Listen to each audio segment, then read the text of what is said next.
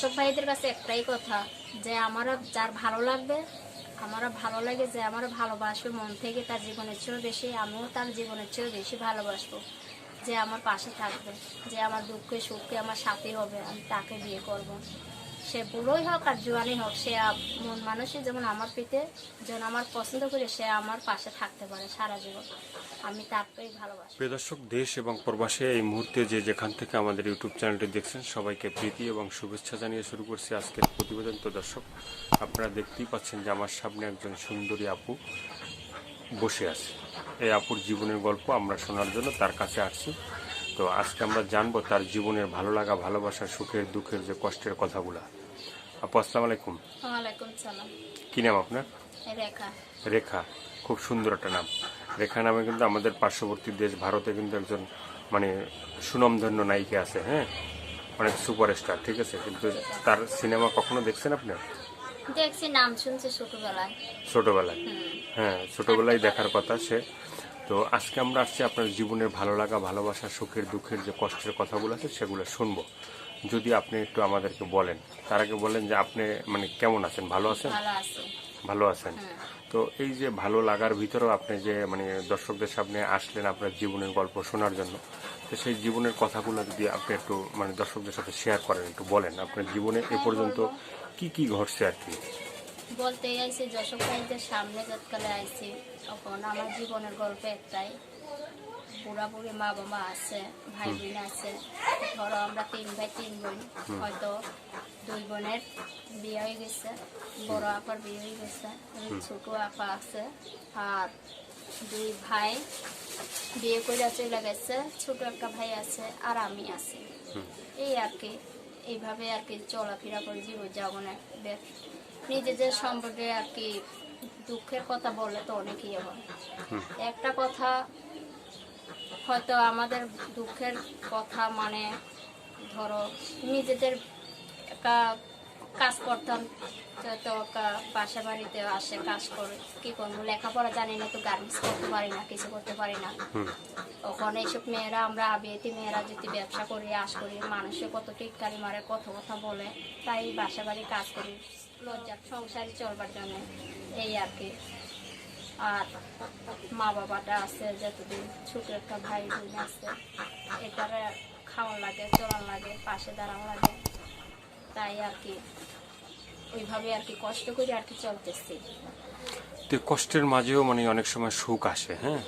তো আপনার জীবনটা মনে হয় যেটুকু বললেন, হ্যাঁ, 1 মিনিটে, তো আপনার জীবনের শুরু থেকে এ পর্যন্ত যে মানে যেভাবে আসছেন, আমি কষ্টে কষ্টেই আসছেন, হয়তো আপনার জীবনের সুখ এক সময় আসবে। তো এই ভিডিওটা মানে যারা দেখবে, হ্যাঁ, তারা তো আপনার এই কষ্টের কথাগুলো আরও শুনতে চাবে যে আপনার জীবনে মানে এ পর্যন্ত যা যা ঘটছে, হ্যাঁ। তো সেগুলো আরও একটু বলেন। আমার জীবনের কথা আর কি, যেমন আপনার জীবনে আপনি যখন থেকে আপনি বুঝতে অনেক কষ্ট আছে। না আপনি যখন থেকে বুঝতে পারছেন, হ্যাঁ, যখন আমি বুঝবান হয়েছি, হ্যাঁ, তো বুঝমান হয়েছে, শিয়ান হয়েছি, হয়তো বড় হয়েছি, সবকিছু বুঝতে শিখলাম, জানতে শিখলাম, তখন থেকেই আমার কষ্ট জীবনে। হয়তো মা বাবার পাশে, হয়তো আমি ভাবি মনে মনে, আমি যদি ছেলে হতাম, আমার মা বাবার পাশে সারা জীবনে আমি দাঁড়াইতাম। ওখানে যখন ছেলেরা তো মা বাপরে দেখে না, বউ পাইলে মা বাবার কথা ভুলেও নেয় না, তাই আমি একটা মেয়ে হয়ে আমার মা বাবার পাশে দাঁড়াইছি। কষ্ট থেকে সুখ থেকে যখন শেয়ার হয়েছে, বুঝমান হয়েছে, মা বাবাকে রাইকে কোনোখানে বিয়ে বসি নেই, মা বাবার মুখের দিকে তাকিয়া বিয়ের জন্য আইসে, বিয়ে বসি নেই, বলছে আমার মা বাবা অনেক কষ্ট পাবে, হয়তো সে খাইতে দিতে অনেক কষ্ট পাবে, মানে নিতে পাইনি। 2 ভাই বিয়ে করে চলে গেছে, ভাই ভাবি নিয়ে খোঁজখবর নেয় না মা বাপের। তখন বই নিয়েছে পরের ঘরে, স্বামীর ঘরে থাকে, সে কি আর বেশি দেখতে পারবে মায়া দেওয়া, সে কি আর এসে দায়িত্ব নিতে পারবে। তাই এখন ভাবলাম একটা ছোট ভাই আছে, ছোট বোন আসতে, তখন আমারই তাদের দায়িত্বটা নিতে হবে। তাই নিজে যাই হোক বাসে বাড়ি কাম করে, টুকটাক কাজ করে, যে কোনো মতো সংসারটা আজকে চলে। বাবা মা বলছে যে, বলে মা আমাদের আর কতকাল খাওয়াবে, আপনারও তো বিয়ে শাদী দিতে হবে। বললাম চিন্তা করা লাগবে না, আপনি যতদিন আছে আপনার চলন ফিরন দেখিয়ে দেবো। হয়তো যদি একজন ভালো মানুষ যদি আমার জীবনে আছে, আমার যদি সে মাইনে নেয়, আমি তার কাছে বিয়ে বসবো। সে একজন ভালো মনের মানুষ যদি আমি পাই, এখনো পৃথিবীর মধ্যে এমনও লোক আছে, সে আমার পাশে দাঁড়াতে পারবে। পৃথিবীর ভিতরে তো ভালো মানুষ অবশ্যই আছে, ভালো মানুষ যদি না খারাপ থাকতো ভালো মিলাই তো সব আছে। তাহলে পৃথিবী এতদিন থাকতো না। হ্যাঁ, তো এই যে মানে আপনি বললেন যে ভাইয়ের কথা, হ্যাঁ, ভাইরা যে বিয়ে শাদী করে মানে চলে গেছে বা আরেক জায়গায় থাকে, তো আপনার কি মানে বাবা মায়ের কোনো খোঁজ খবর বা তাদের কোনো দায়িত্ব নাই যে বাবা মাকে মানে দেখতে হবে, খাওয়াইতে হবে? ভাই তো দেয়। তারাই তো মানে তারে মানে বড় করছে। হ্যাঁ, তো সেক্ষেত্রে কি বাবা মার মানে খোঁজ খবর নেয় না, বা কখনো আপনি এমনি নেয়। বলেন নাই যে ভাই তোরা কেন বাবা মার খোঁজ খবর নেও না? ভাই আমার বাবা মাকে বলছি যে ফোন দেয়, ভাইয়েরা ফোন দিয়া খোঁজ খবর নেয়, কিন্তু টাকা পয়সা দেয় না। কলম বলে মাক না খোঁজ খবর নিয়ে কি করবে, টাকা পয়সা দিয়ে যেতকালে হেল্প করতে পারো না। বাবা মা তোমাদের দায়িত্ব। আমরা মেয়েরা বিয়ে হয়ে গেলে আমরা সারা জীবন বাবা মা দেখতে পারবো না, দায়িত্ব নিতে পারবো না। হয়তো এসে চোখের দেখে দেখতে পারবো, তার দায়িত্ব নিতে পারবো না। এখন আপনারা ছেলেরা হয়ে যদি ফালাই থেকে জানগা, আর এমনিতে খবর নিয়ে কি করবেন? মেয়েরই যেতকালে চালান লাগবো, তে কষ্ট করে আর দুঃখ করে হয়তো আমারই চালাতে লাগবে, আমারই চলতে হবে। তাই আর কি আমার বাবা মারে যাই হোক খাওয়াইতে আছি, চলাইতে আছি।